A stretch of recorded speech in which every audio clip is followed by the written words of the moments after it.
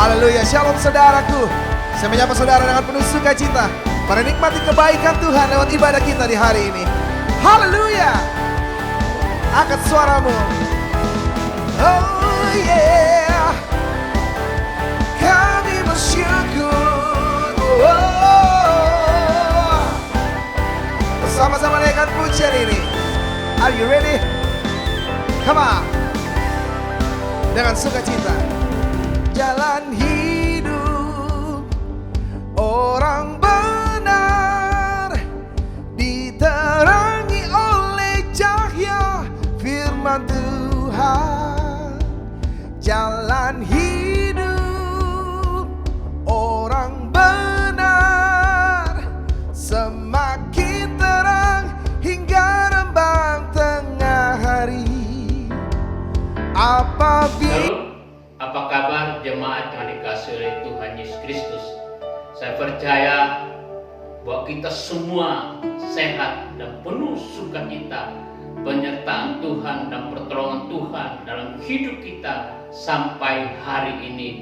Selamat Bapak Ibu Saudara yang baru pertama kali mengikuti ibadah online GBI Ebenezer, dan Bapak Ibu Saudara yang membutuhkan pelayanan dapat menghubungi nomor online GBI Ebenezer. Ada hamba-hamba Tuhan siap melayani Bapak Ibu dan saudara-saudara.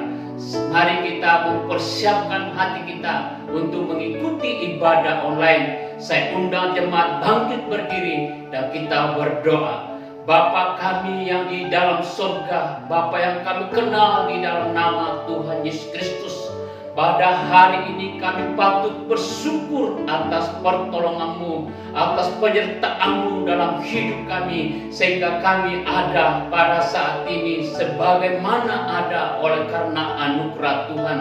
Terima kasih Bapa dalam surga, pada hari ini kami mempersiapkan hati kami untuk mengikuti ibadah online pada hari ini. Kami percaya bahwa Engkau hadir di tengah-tengah kami, dimanapun kami berada, jemaat-Mu dimanapun berada di rumah. Tuhan Engkau hadir dan Tuhan memberkati hidup mereka, dan Tuhan menghadirkan kuasa-Mu dan melawan setiap pribadi kami. Terima kasih Bapa dalam surga, Tuhan kami berdoa bagi setiap hamba-hamba-Mu yang melayani. Biarlah kami minta pengurapan khusus bagi setiap hamba-Mu. Engkau urapi, Engkau penuhi dengan kuasa Roh Kudus-Mu Tuhan. Kami berdoa secara khusus buat David yang memimpin pujian Tuhan, dan kami percaya lewat pujian yang dipersiapkan, yang kami naikkan, Engkau hadir, Engkau Tuhan hadir di atas puji-pujian, dan kami merasakan hadirat-Mu Tuhan. Terima kasih Tuhan, terima kasih Bapa dalam surga. Kami berdoa secara khusus bagi hamba-Mu Tuhan, Gembala sidang kami Pendeta Amos Osea akan menyampaikan kebenaran firman-Mu. Engkau urapi hamba-Mu, Engkau penuhi dengan kuasa Roh Kudus-Mu, Engkau pakai hamba-Mu Tuhan, dan kami percaya firman-Mu disampaikan dapat mengubah hidup kami, dapat memperbaharui hidup kami, dan bahkan memberikan kemenangan bagi kami Tuhan. Dan kami percaya firman-Mu itu dapat mengubah seluruh hidup kami, supaya kami mengalami kemenangan bersama dengan Kau Tuhan. Terima kasih Bapa dalam surga. Kami juga berdoa bagi setiap hamba-hamba-Mu yang melayani, sehingga Tuhan ibadah online hari ini berlangsung dengan tertib, dengan aman, karena Tuhan yang memimpin dan Tuhan menyertai. Terima kasih Bapa dalam surga, Tuhan Engkau urapi hamba-hamba-Mu yang melayani Tuhan. Terima kasih kami juga berdoa bagi jemaat-Mu dimanapun mereka berada, baik yang ada di rumah Tuhan, Engkau memberkati mereka, yang sedang mempersiapkan hati mereka, yang mengikuti ibadah online ini. Dan kami percaya kami menerima lawatan Tuhan, kami menerima rahmat, menerima kuasa Tuhan, dan kami percaya ibadah kami hari ini ibadah yang memuliakan nama Tuhan. Terima kasih Bapa dalam surga, Tuhan kami menyerahkan seluruh ibadah online pada hari ini Tuhan dalam tangan-Mu. Biarlah Tuhan yang memimpin, Tuhan yang menguasai Tuhan, dan kami percaya ibadah ini ibadah yang mengagungkan nama-Mu Tuhan. Terima kasih Bapa dalam surga Tuhan, kami menyerahkan ibadah online ini dari awal pertengahan sampai akhirnya hanya di dalam nama Tuhan Yesus Kristus kita katakan bersama-sama amin. Shalom saudaraku, selamat hari Minggu. Damai sejahtera atas hidup kita semua. Mari nikmati kebaikan Tuhan dimanapun saudara berada. Angkat suara dan puji Dia. Oh yeah. Mari terima kuasanya. Haleluya. Let's go. Kami yang telah ditebus dengan darah yang kudus, mengangkat pujian bagimu. Oh yeah, kami baik kudusmu sebagai bukti karyamu, nyatakan kau besar dan hidup. Mari angkat kedua tanganmu sambil katakan, let's go. Berlari sampai tujuan, mendapatkan mahkota kekal. Kami terima kuasa-Mu Tuhan, kami terima kemenangan yang Engkau sediakan untuk kami bawa di setiap saat. Oh, dimanapun kami berdiri, kemanapun kami kan pergi, di situ pasti mujizat-Mu terjadi. Oh, kami terima hikmat-Mu dan kemenangan terjadi atas hidup kami. Oh yeah, haleluya. Dan saudaraku, dengan pujian ini katakan, kami yang telah ditebus dengan darah yang kudus, mengangkat pujian bagimu.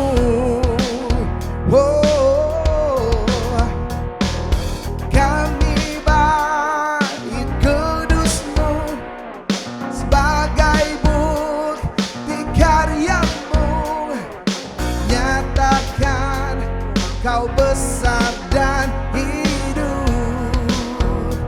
Mari angkat tanganmu dan katakan bersama pujian ini. Hey, berlari sampai tujuan, mendapatkan mahkota kekal. Kami terima kuasa-Mu Tuhan, kami terima kemenangan yang Engkau sediakan untuk kami bawa di setiap langkah. Oh, dimanapun kami berdiri, kemanapun kami kan pergi, di situ pasti mujizat-Mu terjadi. Angkat suaramu, mari katakan, come on. Kami terima kuasa-Mu Tuhan, kami terima kemenangan yang Engkau sediakan untuk kami bawa di setiap langkah. Oh, dimanapun kami berdiri, kemanapun kami kan pergi, di situ pasti mujizat-Mu terjadi. Haleluya. Mari katakan, kami terima kuasa-Mu Tuhan, kami terima kemenangan yang Engkau sediakan untuk kami bawa di setiap langkah. Oh yeah, dimanapun kami berdiri, kemanapun kami kan pergi, di situ pasti mujizat-Mu terjadi. Oh, oh, oh, di situ pasti mujizat-Mu terjadi.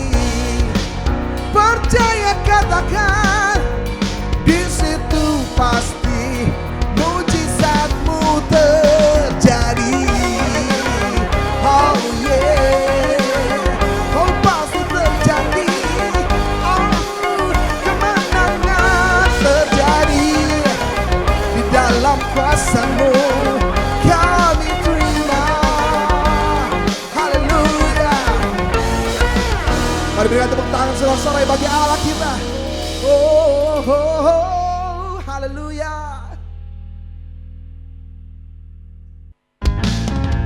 Sudahkah saudara bersuka cita hari ini? Mari berikan senyuman yang terbaik buat kiri kananmu dan katakan, God is good all the time, and all the time God is good. Hey, hati yang gembira adalah obat. Oh, oh yeah, haleluya, haleluya. Dengan pujian ini dengan penuh ucapan syukurmu. Come on, apapun masalahmu, apapun keadaanmu, tetap bersyukur dan katakan, hati yang gembira adalah obat.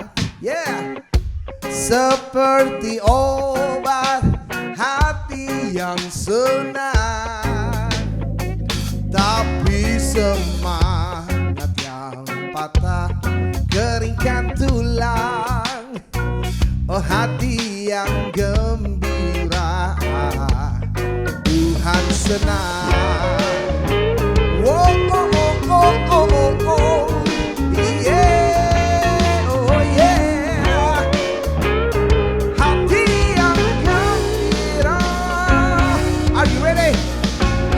Let's go. Hati yang gembira adalah obat, seperti obat hati yang senang. Tapi semangat yang patah keringkan tulang. Oh yeah, hati yang gembira Tuhan senang. Tapi semangat yang patah keringkan tulang.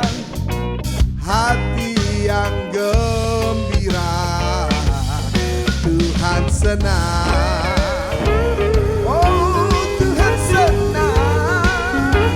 Maka itu bergembiralah. Dan ketahuilah kiri kananmu ada Tuhan, sumber perlindunganmu. Oh yeah, oh, oh yeah, haleluya. Oh hey, mari dengan pujian ini dengan ucapan syukurmu. Are you ready? Come on. Sama-sama mari katakan, oh, kiri kananku ada Tuhan, sekelilingku ada Tuhan, dalam hidupku ada Tuhan, Yesus selalu bersamaku. Kiri kananku ada Tuhan, sekelilingku ada Tuhan, dalam hidupku ada Tuhan, Yesus selalu bersamaku. Hey, kiri kananku ada Tuhan, Yesus selalu bersamaku, dalam hidupku ada Tuhan, Yesus selalu bersamaku. Oh yeah, bersamamu, bersamaku. Oh yeah, haleluya. Come on, bersyukur. Berikan tepuk tangan yang meriah bagi Allah kita. Haleluya, haleluya, haleluya. Woo!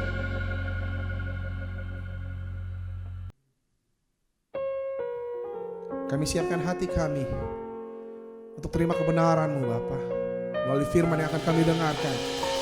Dan ajar kami untuk terus menghitung hari-hari kami yang kami peroleh, penuh dengan berkat, penuh dengan kebaikan, limpahkan anugerah, limpahkan kasih setia-Mu yang tak terbatas. Thank you Jesus, thank you Lord. Mari saudaraku, naikkan pujian ini bersama. Ajar kami Tuhan menghitung hari-hari, agar kami peroleh hati bijaksana.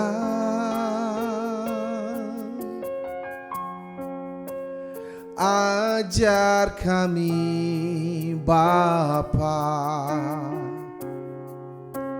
hidup dalam jalan-Mu, agar semua rencana-Mu digenapi.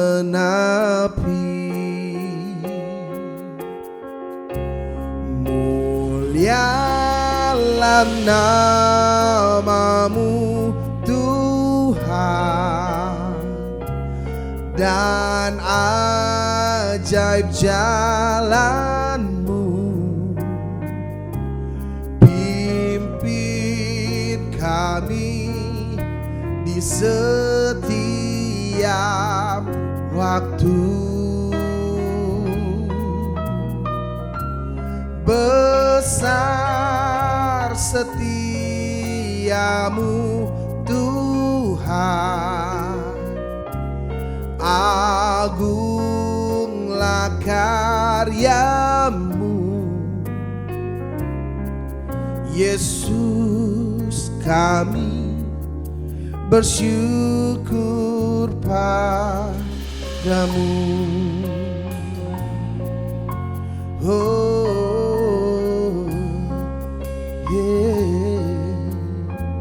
Dengan pujian ini bersama, mari katakan,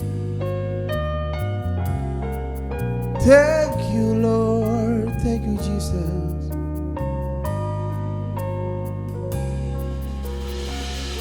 Kami bersyukur, kami bersyukur. Ajar kami Tuhan menghitung hari-hari,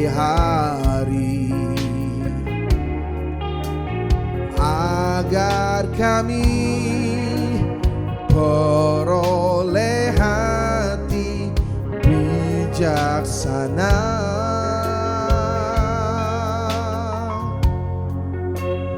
Ajar kami Bapa, hidup dalam jalan-Mu, agar semua rencana-Mu digenapi. Mari angkat kedua tanganmu dan sama-sama katakan, mulialah nama-Mu Tuhan, dan ajaib jalan-Mu. Pimpin kami di setiap waktu. Oh, besar setiamu Tuhan, agunglah karya-Mu. Yesus, kami bersyukur padamu.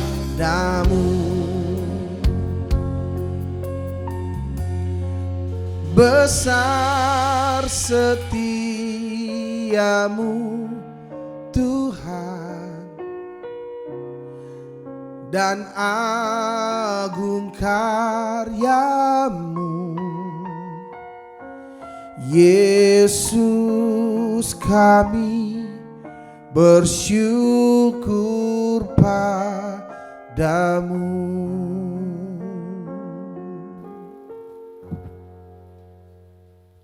Kita berdoa untuk firman Tuhan. Bapa, kami bersyukur karena kami berada di penghujung bulan ini, di tahun yang baru, tahun 2021. Itu semua karena anugerah dan kebaikan Tuhan. Mari Bapa, Engkau berfirman buat kami, supaya kami percaya walaupun kami sepanjang bulan ini ada tantangan, ada masalah, ada persoalan, bahkan ada sakit penyakit. Tapi kami meyakini Engkau Tuhan yang memegang tangan kami, memberikan kami kekuatan. Engkau gembala kami yang baik, yang tidak pernah meninggalkan kami. Mari Bapa, Engkau berfirman supaya kebenaran firman Tuhan memberkati kami, sehingga kami yang lemah Tuhan kuatkan, kami yang sakit Tuhan sembuhkan. Kami terikat Tuhan, lepaskan kami punya masalah, firman Tuhan menjadi hikmat buat setiap kami. Yang memberikan kami kemenangan, memberikan kami mujizat, memberikan kami pertolongan dalam kehidupan kami. Kami siap diberkati oleh firman-Mu. Dalam nama Tuhan Yesus Kristus kami berdoa dan percaya. Yang percaya katakan bersama dengan saya. Amin. Berikan kemuliaan buat Tuhan kita. Puji Tuhan, Tuhan berkati. Shalom. Bapak-Ibu sekalian, kita berada di penghujung bulan ini. Walaupun banyak mungkin yang mengalami masalah, tantangan di awal bulan. Ada yang berkata, Pak, kok awal bulan, awal tahun kita sudah mengalami banyak masalah, banyak tantangan, banyak persoalan. Sebagai sebuah bangsa kita tahu ada berbagai macam-macam bencana yang terjadi.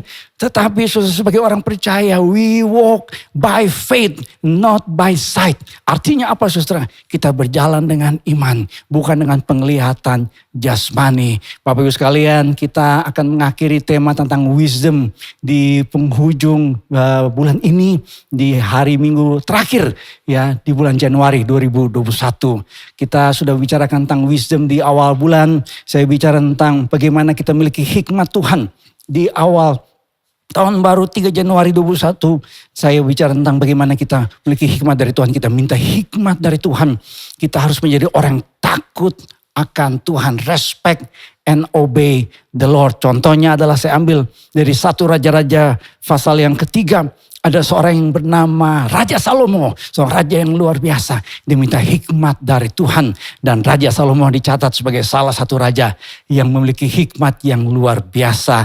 Minggu kedua saya bicara bagaimana kita memiliki hikmat Allah dalam hidup. Ya, 10 Januari 2021. Kita memiliki hikmat dalam hidup karena hidup dalam Kristus Yesus.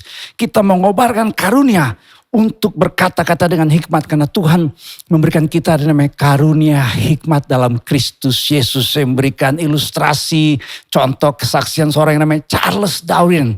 Charles Darwin adalah salah seorang yang mungkin menghebohkan dengan teori evolusinya. Tapi ada banyak orang yang tidak tahu bahwa Charles Darwin di akhir hidupnya ditanya oleh temannya, "What shall I speak about?" Dia berkata, Christ Jesus. Dengan kata lain saudara, hikmat bukan karena kepintaran, bukan karena otak, kejeniusan hasil pembelajaran manusia. Saudara, tetapi karena Kristus Yesus. Minggu berikutnya tanggal 17 Januari 2021. Saya bicara bagaimana kita memiliki hikmat Tuhan. Berdasarkan kitab Amsal. Ternyata pendidikan orang tua dan pengalaman hidup yang membuat kita memiliki hikmat yang dari Tuhan. Karena saya membedakan dua model belajar. Ada belajar yang disebut dengan modern masa kini. Yang di dalam kelas akademik, muridnya pasif, teorinya banyak. Ini yang sekarang terjadi saudara. Sehingga para murid ketika tidak belajar di kelas, semua kelimpungan para orang tua juga pusing, stres. Karena anak-anak harus belajar di rumah. Tapi kalau kita baca dalam Alkitab saudara, pendidikan itu dalam keluarga. Bicara tentang keteladanan, yang belajar itu harus aktif dan melalui pengalaman hidup praktek. Karena firman Tuhan berkata yang berbahagia bukan sekedar mengetahui firman Tuhan, tapi hidup di dalam firman Tuhan. Jadi kita mendapatkan hikmat di dalam keluarga dan kita belajar saudara dalam pengalaman hidup. Minggu berikutnya pada tanggal 24 Januari 2021, saudara, saya bicara tentang ada seorang raja yang namanya Raja Saul. Ini raja pertama orang Israel yang membuat keputusan yang bodoh. Di dalam situasi yang sulit waktu itu Raja Saul harus berperang dengan orang-orang Filistin. Dan ternyata Raja Saul membuat keputusan blunder. Sehingga dikatakan oleh Imam Samuel sebagai keputusan perbuatan yang bodoh. Foolish decision. Disebabkan kenapa? Karena Raja Saul membuat keputusan berdasarkan penglihatan manusia. Berdasarkan ketakutan manusia. Saya memberikan gambaran saudara bahwa ketika orang membuat keputusan ada informasi yang berkaitan dengan feeling, ya, atau emosi, ada yang berkaitan dengan informasi dan data. Dan kalau keputusan kita hanya berdasarkan emosi saja, tanpa sungguh-sungguh minta hikmat dari Tuhan, kita bisa gagal. Orang-orang muda, saya suka mengatakan, jangan sekedar jatuh cinta, berjuta rasanya. Kalau udah jatuh cinta, apapun rasa coklat. Ya. Tetapi saudara, orang-orang muda ketika sedang berpacaran dan akan melangkah masuk dalam pernikahan, harus berdoa, minta hikmat yang dari Tuhan. Apakah jodohku ini? Apakah ini pasangan hidupku ini? Karena saya bicara saudara kalau tentang keputusan dalam hidup, 3 keputusan yang gak boleh salah. Memilih juru selamat dalam hidup, memilih pasangan hidup, dan memiliki panggilan hidup. Saudara, saya berbicara saudara pada waktu itu tentang bagaimana Saul yang salah dan bodoh. Dan kita harus jadi orang-orang percaya yang selalu memiliki hikmat yang dari Tuhan. Dalam minggu terakhir saya bicara tentang hikmat Tuhan. Saya teringat dalam Alkitab ada Daniel dan kawan-kawan di Babel. Inilah contoh bagaimana orang-orang percaya, bagaimana umat Tuhan memiliki hikmat yang luar biasa. Di minggu terakhir di bulan Januari 2021, kita akan bicara saudara bagaimana orang percaya mendapatkan hikmat dan mengapa Tuhan memberikan hikmat kepada kita sebagai umatnya. Di dalam Daniel pasal pertama ayat 18 dikatakan setelah lewat waktu yang ditetapkan raja bahwa mereka sekalipun harus dibawa menghadap, maka dibawalanya mereka oleh pemimpin bagai istana itu ke hadapan Nebukadnezar, Raja Babel yang waktu itu berkuasa. Raja bercakap-cakap dengan mereka dan di antara mereka sekalian itu tidak didapati yang setara dengan Daniel, Hanaya, Misael, Azaria. Maka bekerjalah mereka itu pada raja dalam tiap-tiap hal. Daniel 1 ayat yang ke-20 yang memerlukan kebijaksanaan dan pengertian, understanding, wisdom and understanding. Yang ditanyakan raja kepada mereka, didapatinya bahwa mereka 10 kali, 10 times, 10 kali lebih cerdas, lebih berhikmat daripada semua orang berilmu dan semua ahli jampi di seluruh kerajaannya. Di minggu terakhir ketika kita berbicara saudara tentang hikmat, bagaimana hikmat Tuhan menguasai umatnya. Karena ada orang-orang percaya yang berkata, Pak saya setuju kita harus minta hikmat dari Tuhan. Tapi kok rasanya saya punya keputusan salah. Kok rasanya hidup saya seperti begini. Kok kenapa rumah tangga saya tidak bisa selesaikan masalah dalam pernikahan saya. Kenapa dalam pekerjaan saya terus-menerus menghadapi masalah yang tidak bisa saya selesaikan. Bagaimana kita mendapatkan hikmat dari Tuhan. Mengapa Tuhan memberikan hikmatnya kepada orang-orang percaya. Yang pertama saudara karena perjanjian Tuhan yang harus terjadi dalam kehidupan kita. Di dalam Daniel pasal pertama ayat 19. Tadi kita baca bahwa Raja Nebukadnezar ketika berbicara dengan Daniel dan kawan-kawan. Sadrak, Mesak, Abednego. Nama lainnya adalah Hananya, Misael dan Azaria. Mereka didapati memiliki yang namanya kebijaksanaan. Memiliki yang namanya hikmat. Memiliki understanding yang begitu luar biasa. Dalam Daniel 1 ayat yang ke-20 dikatakan Daniel dan kawan-kawan. Didapatinya mereka 10 kali lebih cerdas daripada semua orang berilmu. Dan semua ahli jampi di seluruh kerajaannya. Saudara, ada excellence spirit, ada keunggulan yang terjadi saudara dalam kehidupan orang-orang percaya. Saudara, nanti saya akan singgung sedikit siapa ini Daniel dan kawan-kawan. Tetapi mari kita ingat dulu perjanjian Tuhan dengan umatnya. Di dalam Ulangan 28 ayat yang pertama ada perjanjian yang Musa katakan kepada orang Israel. Di penghujung tahun saudara, di tahun 2020 saya mengkhotbahkan kitab Ulangan. Kitab Ulangan itu adalah sebuah kitab bukan sekedar mengulang ya kejadian-kejadian historis. Tetapi diingatkan kembali Musa berkhotbah kepada umat Tuhan yang akan masuk dalam tanah perjanjian. Diingatkan bahwa mereka kalau mau diberkati Tuhan, kalau mereka mau mengalami yang namanya berkat Tuhan, kemenangan yang dari Tuhan, mereka harus ingat ada perjanjian di antara umatnya dengan Tuhan. Saudara, ini dia perjanjiannya. Ulangan 28 ayat yang pertama. Jika engkau baik-baik mendengarkan suara Tuhan Allahmu. Jika engkau baik-baik mendengarkan suara Tuhan Allahmu. Dan melakukannya dengan setia segala perintahnya yang kusampaikan kepadamu pada hari ini. Maka Tuhan Allahmu akan mengangkat engkau di atas segala bangsa di bumi. Ini digenapi saudara ketika Daniel dan kawan-kawan mereka dibuang di Babel. Nanti saya akan singgung sedikit saudara. Kenapa mereka dibuang di Babel. Saudara, tetapi ini digenapi perjanjian Tuhan dengan umatnya. Perjanjian itu digenapi kalau pihak-pihak yang melakukan perjanjian. Pasti setiap kita saudara tahu yang namanya perjanjian itu minimal ada dua pihak. Ada pihak pertama, pihak kedua. Saudara yang dalam bidang hukum, saudara notaris pasti ngerti ini semua. Saudara yang belajar tentang hukum pasti tahu bahwa yang namanya perjanjian itu akan berlaku kalau dua belah pihak ya berkomitmen untuk melaksanakan janji yang tertuang di dalam perjanjian, di dalam covenant. Saudara, ini perjanjian Tuhan dengan umatnya. Jika engkau baik-baik mendengarkan suara Tuhan Allahmu, aku akan mengangkat engkau di atas segala bangsa. Saudara, kenapa Daniel dan kawan-kawan unggul? Memiliki hikmat yang luar biasa, nggak ada tandingannya. 10 times they are wiser. 10 kali mereka lebih bijaksana dari orang-orang yang ada di kerajaan Babel. Kenapa? Karena Daniel menggenapi perjanjian dengan Tuhan. Walaupun mereka dibuang di Babel, tetapi Tuhan yang kita sembah adalah Tuhan yang setia menggenapi janjinya. Saya suka mengatakan janji manusia seringkali janji, tinggal janji. Apa bulan madu hanya mimpi, kau berjanji, kau yang mengingkari, kau yang mau. Makanya saya suka mengatakan yang namanya janji pernikahan itu harusnya mesti jadi komitmen. Karena seringkali sekarang sudah dibedakan antara perjanjian dengan komitmen. Seringkali ada banyak orang berjanji cuma asbun asabunyi, asma asamangap, omong doang. Tapi komitmen adalah a pledge to do something in the future. Perjanjian, kontrak untuk melakukan sesuatu. Jadi perjanjian itu bukan sekedar sebuah kata-kata, tapi ada makna komitmen. Dan Daniel dikatakan berketetapan untuk tidak menajiskan dirinya dengan santapan raja dan dengan anggur yang biasa diminum raja. Dimintanya kepada pemimpin pegawai istana itu supaya ia tidak usah menajiskan dirinya. Waktu itu Daniel dengan kawan saudara diangkut ke Babel. Jadi orang-orang yang waktu itu saudara pasti tahu dalam sejarah bangsa Israel tahun 586 Masehi saudara. Bangsa Israel atau umat Tuhan Yehuda dibuang ke Babel. Dan orang-orang muda itu yang punya potensi, mereka dipekerjakan sebagai pegawainya raja. Ini orang-orang penting, ini orang-orang pilihan. Saudara-saudara, tetapi masalahnya adalah apa? Mereka harus makan santapan raja supaya mereka punya postur tubuh yang baik, makanannya bergizi. Apa saudara? Bergizi, bukan bergizi lagi, bergizi.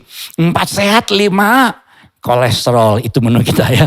Makanannya, menunya harus betul-betul berprotein. Tetapi masalahnya adalah apa? Santapan raja ini kan kerajaan Babel. Mereka menyembah pada dewa-dewa. Jadi sebelum dimakan santapan itu sudah dipersembahkan pada dewa-dewa. Dan nanti kita akan baca ada larangan dari firman Tuhan. Namun Daniel berketetapan. Saya lihat dalam bahasa Ibrani kata berketetapan itu artinya to assign something to someone.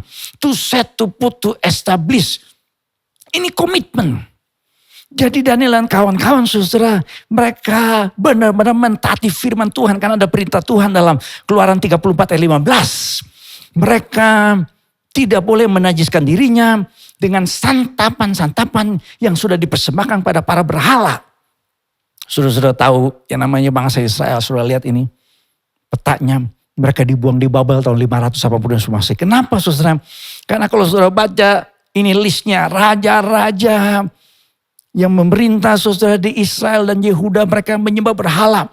Ini penyebab mereka dibuang di Babel. Tetapi setelah mereka saudara kembali dari pembuangan di Babel, setelah 70 tahun mereka di Babel. Apa yang dilakukan oleh Ezra? Ezra dalam Ezra 7 ayat yang ke-10 saudara dikatakan oleh firman Tuhan. Ezra bertekad untuk apa? Meneliti Taurat Tuhan dan melakukannya serta mengajar ketetapan dan peraturan di antara orang Israel. Kenapa saudara? Karena bangsa Israel dibuang di Babel. Umat Tuhan dibuang di Babel. Kenapa? Karena mereka melanggar perjanjian Tuhan. Apa perjanjian Tuhan? Mereka harus taat kepada ketetapan yang Tuhan berikan. Hikmat Tuhan limpahkan buat orang-orang percaya yang menggenapi perjanjian dengan Tuhan. Apa itu? Respect and obey the Lord.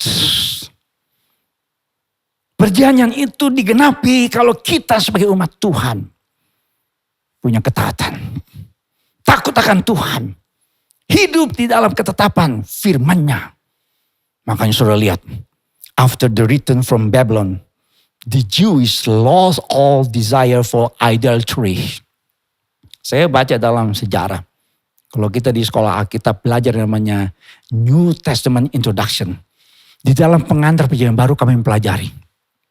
Setelah orang Israel, Yehuda dibuang ke Babel, mereka kembali. Mereka tidak pernah lagi menyembah berhala. Bahasa Inggris yang tadi kita baca, they lost all desire for idolatry. Dan setelah itu orang-orang Ibrani seperti Ezra mulai mengajarkan terus menerus. Ada istilah misnah, saya pernah menyinggung ini. Dalam salah satu khotbah saya, misnah. Yang artinya pengulangan. Ini adalah sebuah proses pembelajaran firman Tuhan yang diajarkan kepada orang-orang muda berulang-ulang. Dan apa yang terjadi saudara? Ini membuat umat Tuhan, orang Israel menjadi sebuah bangsa yang luar biasa. Hikmatnya tidak tertandingi. Saya sering kali membagikan ini saudara buat jemaat Tuhan. Ini bukti nyata bahwa hikmat Tuhan diberikan ketika umat Tuhan menggenapi perjanjiannya. Setelah orang-orang Israel, Yehuda, bangsa Israel, orang-orang Yahudi tidak lagi menyembah berhala. Apa yang terjadi saudara? Mereka diangkat Tuhan. Makanya kalau saudara lihat pengaruh bangsa Israel, pemenang hadiah Nobel itu banyak orang-orang Yahudi.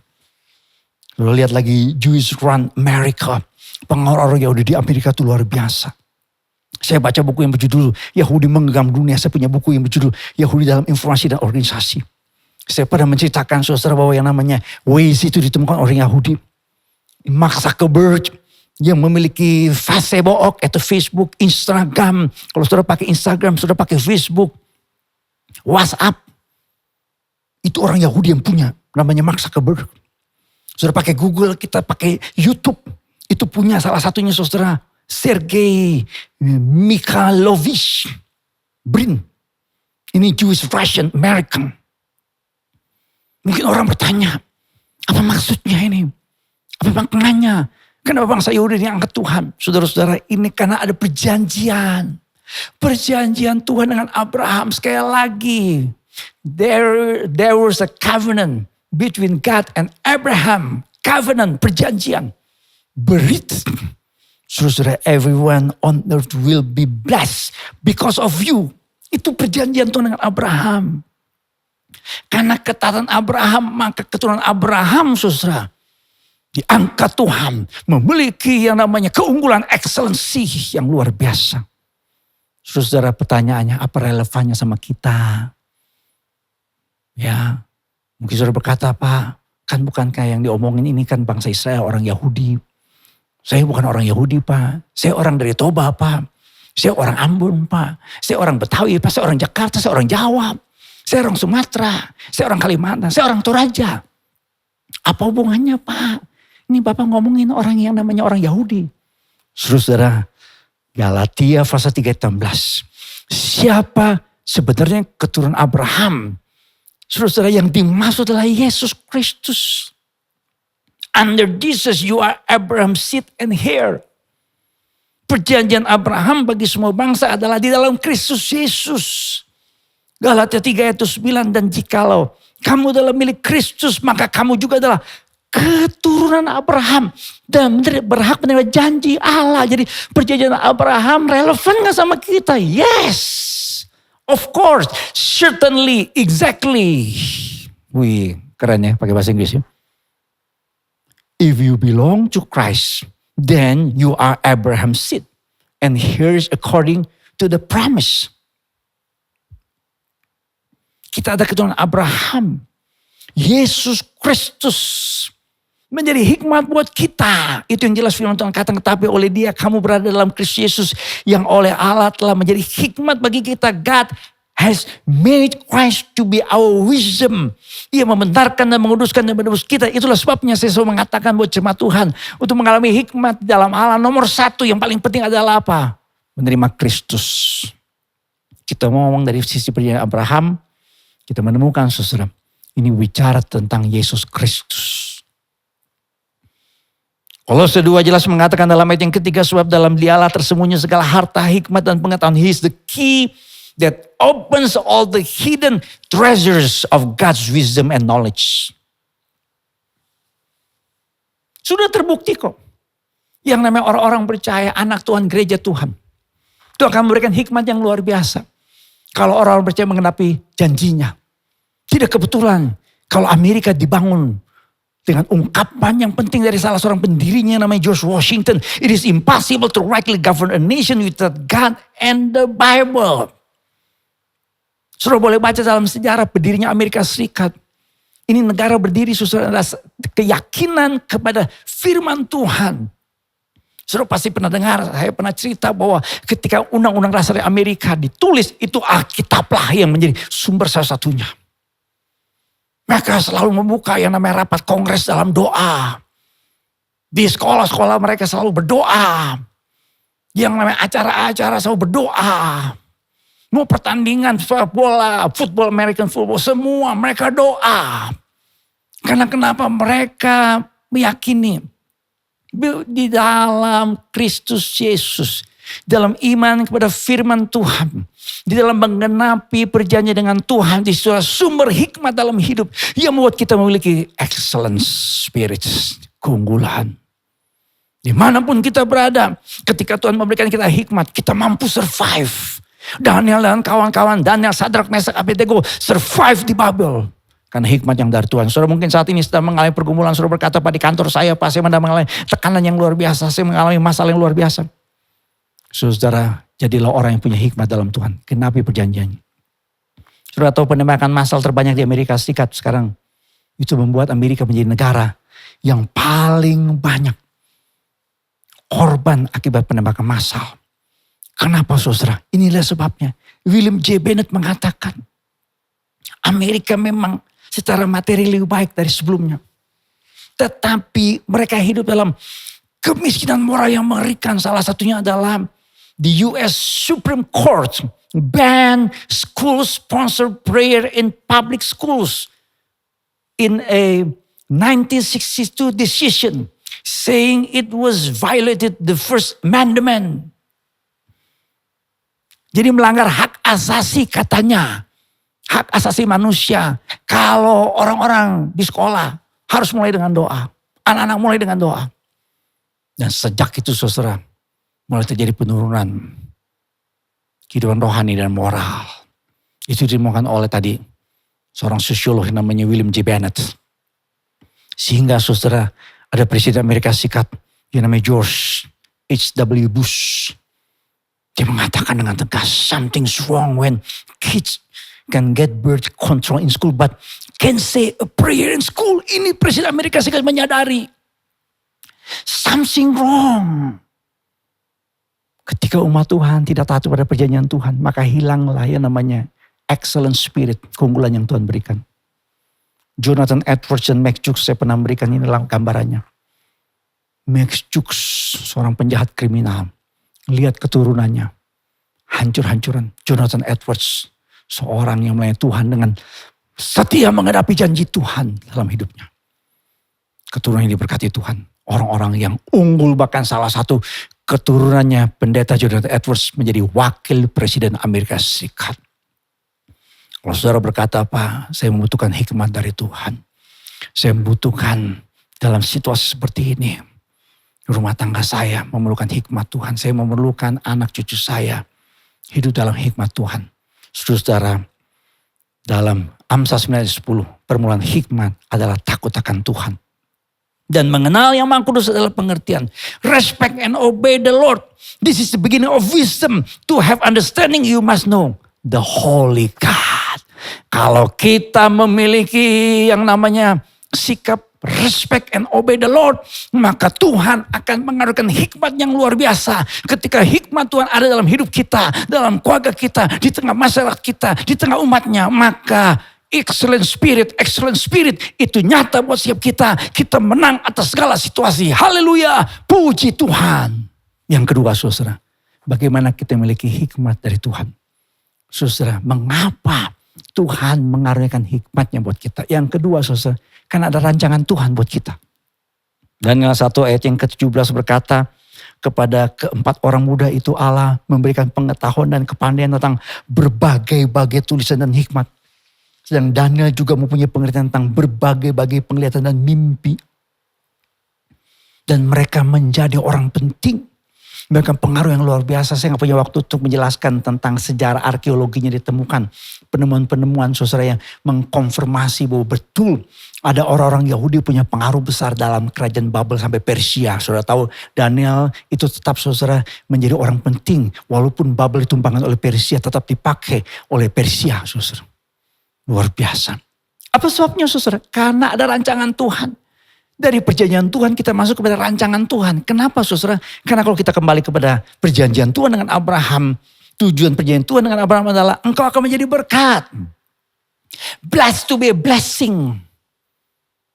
Di dalam perjanjian baru kita menemukan dalam 1 Petrus 9 kepada gereja Tuhan. Tetapi kamulah bangsa yang terpilih, imamat yang rajani. Bangsa yang kudus, umat kepunyaan Allah supaya kamu memberitakan perbuatan-perbuatan yang besar dari Dia yang telah memanggil kamu keluar dari kegelapan pada terangnya yang ajaib. Jadi kalau kita diselamatkan, kita umat perjanjian, the chosen people, karena Yesus Kristus, karena perjanjian Abraham digenapi buat kita, saudara. Karena kita, saudara, adalah orang-orang yang ditusuk oleh darah Yesus Kristus, sehingga hikmat Allah dalam Kristus Yesus itu mengasihi kita. Apa maksudnya? Apa tujuannya? Kenapa kita menjadi orang percaya pada Kristus? Kenapa kita diselamatkan? Bukan sekedar saudara, kita nanti hanya dalam tanda petik selesai hidup di dunia, masuk surga langsung. Tidak. Kalau Tuhan memberikan kita hidup saudara, sampai hari ini, Tuhan memberikan kita mungkin tahun-tahun kehidupan ke depan. Saya tidak tahu itu rencana Tuhan, itu kedaulatannya Tuhan buat setiap kita. Tetapi Tuhan punya maksud untuk apa? Memberitakan perbuatan-perbuatan yang besar dari Dia. Artinya apa saudara? Rancangan Tuhan buat kita adalah apa? Kita diberkati untuk jadi berkat. Itu tujuannya. Jadi kalau Tuhan memberikan kita hikmat, mengapa Tuhan memberikan kita hikmat? Supaya kita jadi berkat. Itu yang terjadi dengan Daniel, Sadrak, Mesak, dan Abednego. Sehingga tidak heran saudara, para ilmuwan yang mempercayai Alkitab, mempercayai firman Tuhan. Saudara lihat ini orang-orang yang luar biasa. Mereka orang-orang saudara yang dahsyat. Wih, pengaruhnya sampai hari ini. Tujuannya apa? Supaya mereka berdampak. Jadi berkat. Itu rancangan Tuhan. Sir William Gladstone mengatakan orang-orang yang terkenal pada zamannya, orang terkemuka adalah orang yang percaya pada firman Tuhan yang mengenapi janji Tuhan. Sehingga mereka hidupnya berdampak jadi berkat. Itu rancangan Tuhan.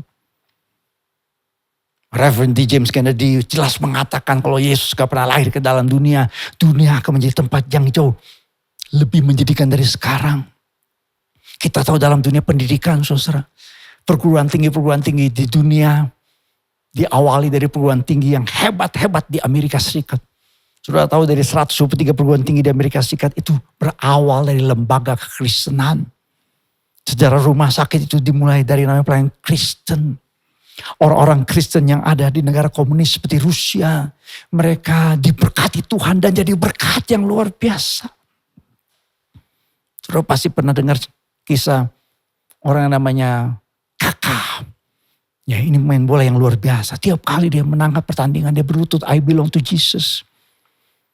Ben Carson seorang dokter bedah yang unggul. Ini dokter bedah yang hebat di Amerika Serikat. Tapi dia berkata dalam bukunya Gifted Hands. Kata gift kita pasti tahu. Dari kata ini haris. Sebuah pemberian yang diberikan kepada seorang. Bukan karena dia layak. Tetapi semata-mata karena anugerah dan kebaikan Tuhan. Itu yang namanya haris. Ben Carson menyadari. Kalau dia menjadi seorang dokter bedah yang luar biasa. Itu karena gift dari Tuhan. Dia menyadari karunia yang Tuhan berikan dalam hidupnya. Harus dia pakai untuk jadi berkat. Saudara-saudara, bagaimana kita menjadi berkat dengan hikmat Tuhan.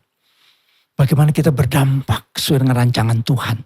Kita menjadi seorang suami, kita menjadi seorang istri, menjadi orang tua. Menjadi pengusaha, menjadi pegawai, menjadi profesional, menjadi warga negara Indonesia yang jadi berkat. Saudara-saudara selalu memiliki moto hidup. Blessed to be a blessing, diberkati untuk menjadi berkat. Visi gereja GBB Desa adalah menjadi gereja misioner. Maksudnya apa? Supaya saudara yang telah menerima terang Kristus yang ajaib. Kita bermisi itu artinya diutus dimanapun kita berada. Saudara menjadi pegawai negeri ASN. Saudara menjadi tentara, saudara menjadi polisi, menjadi aparat negara, saudara jadi dokter, saudara jadi lawyer, saudara menjadi pengusaha, saudara jadi pejabat, saudara jadi politician, siapapun saudara. Saudara harus punya moto, Kristennya, saudara lihat ini. Ya, ada Kristen Danau Galilea, ada Kristen Laut Mati. Saya pernah menjelaskan, Kristen Laut Mati itu cuma ingin diberkati tapi tidak jadi berkat. Makanya gak ada kehidupan di laut mati. Ikan gak bisa hidup, tumbuhan gak bisa hidup. Karena kadar garamnya terlalu tinggi. Kadar garamnya terlalu tinggi di laut mati. Karena kenapa? Karena laut mati terima air dari Sungai Yordan. Tidak mengalir kemana-mana. Sehingga sesuatu laut mati, kadar garamnya terlalu tinggi. Dan mati semuanya yang ada di laut mati. Saudara Danau Galilea terima air dari pegunungan. Tapi keluar lagi ke Sungai Yordan. Diberkati untuk jadi berkat. Saya simpulkan saudara. Bagaimana ya kita mendapatkan hikmat dari Tuhan. Dan mengapa Tuhan memberikan hikmatnya buat kita yang pertama saudara. Genapi perjanjian Tuhan. Yang kedua, ingatlah rancangan Tuhan. Supaya kita menjadi umat Tuhan yang diberkati untuk jadi berkat. Yang percaya katakan amin. Puji Tuhan. Haleluya. Mari kita berdiri bersama saudara, kita berdoa. Puji Tuhan. Mari kita berdiri, kita berdoa. Bapa, hamba berdoa buat jemaat Tuhan pada saat ini. Bila setiap kami Tuhan menggenapi perjanjian yang Tuhan berikan buat kami. Kalau kami mungkin pada saat ini sedang dalam pergumulan, sedang ada masalah dan berkata Tuhan, kami butuhkan jalan keluar hikmat-Mu. Biarlah kami menggenapi perjanjian dengan Tuhan, ada ketaatan, respect and obey the Lord. Itulah sumber hikmat dalam kehidupan kami. Biarlah kami sungguh-sungguh hidup dalam Kristus Yesus. Kami sungguh-sungguh mempersembahkan hidup kami kepada Kristus Yesus sebagai persembahan yang hidup kudus, berkenan kepada Tuhan. Biarlah kami memandangnya bahwa kami hidup bukannya kami lagi, tapi Kristus yang hidup dalam diri kami. Biarlah kami menggenapi perjanjian Tuhan sehingga setiap kami Tuhan limpahkan hikmat dalam hidup kami. Kami menjadi seorang suami yang berhikmat, menjadi seorang istri yang berhikmat, menjadi orang tua yang berhikmat, menjadi seorang profesional yang berhikmat, menjadi pegawai negeri yang berhikmat, menjadi tentara polisi yang berhikmat dalam Tuhan, menjadi hamba-hamba Tuhan yang berhikmat dalam Engkau Tuhan. Berdoa Tuhan, biarlah setiap kami terus-menerus berjalan dalam hikmat-Nya Tuhan.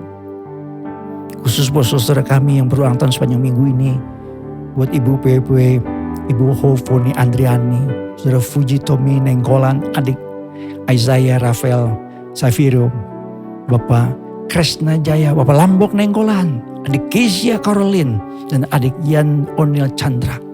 Tuhan anugerahkan terus berkat dan hikmat Tuhan dalam hidupnya. Kami berdoa Tuhan untuk saudara kami yang dalam pergumulan sakit penyakit. Tuhan tetap memberikan kekuatan, kesembuhan dan keyakinan.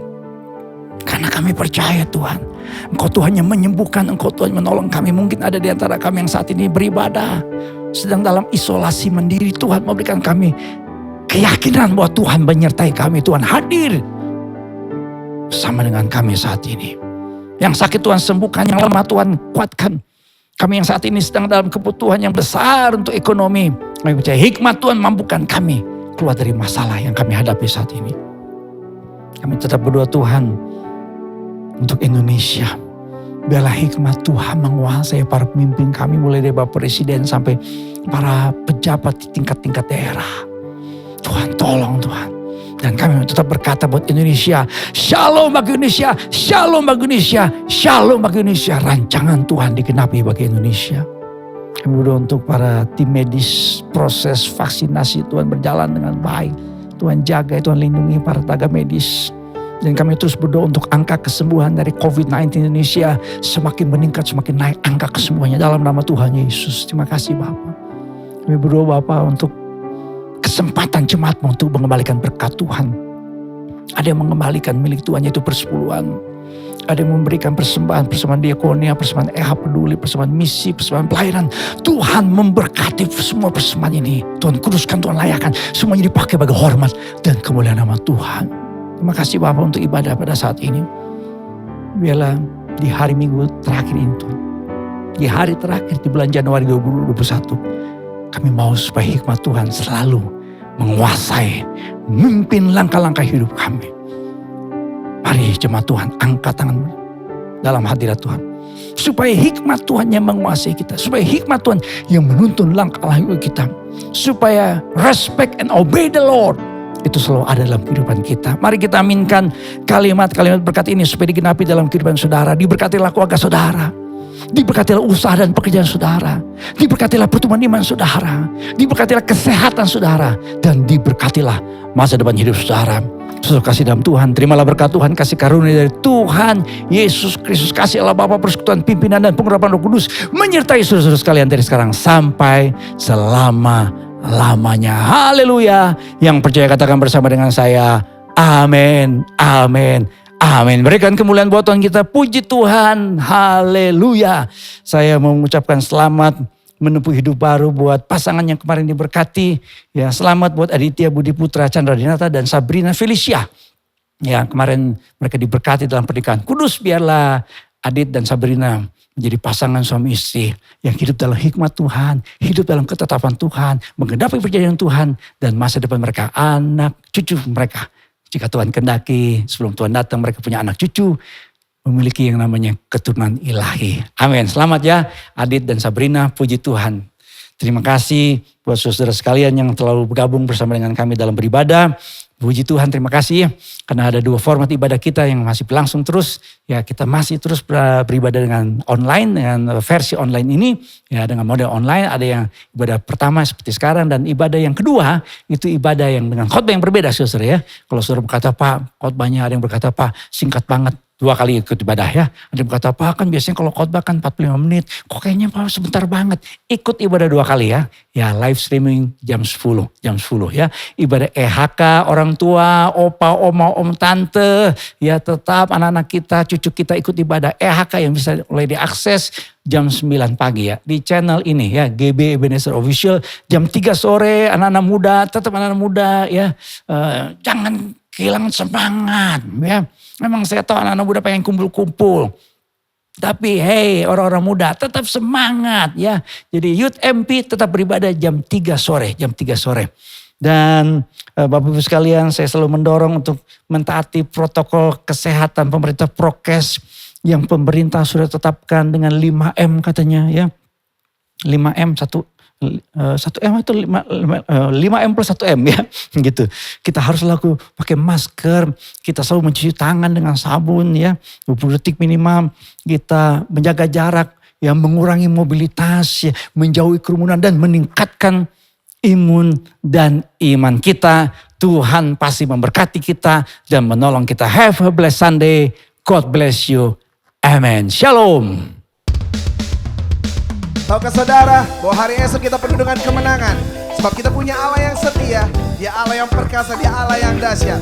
Sumber kekuatanmu, sumber kekuatanku, sumber kekuatan kita. Naikkan pujian dengan ucapan syukurmu. Haleluya. Anak Allah, Yesus namanya, menyembuhkan, menyucikan, bahkan mati, tebus dosaku, kubur kosong, membuktikan dia hidup. Oh yeah, oh yeah. Mari yang percaya akan suaramu dan katakan pujian ini sekali lagi. Katakan anak Allah, anak Allah, katakan Yesus namanya, come on. Oh Yesus namanya, menyembuhkan, katakan menyucikan, menyucikan, bahkan mati, tebus dosaku, kubur kosong, membuktikan dia hidup. Sama-sama katakan, sebab dia hidup, ada hari esok. Sebab dia hidup, ku tak gentar, karena ku tahu dia pegang hari esok.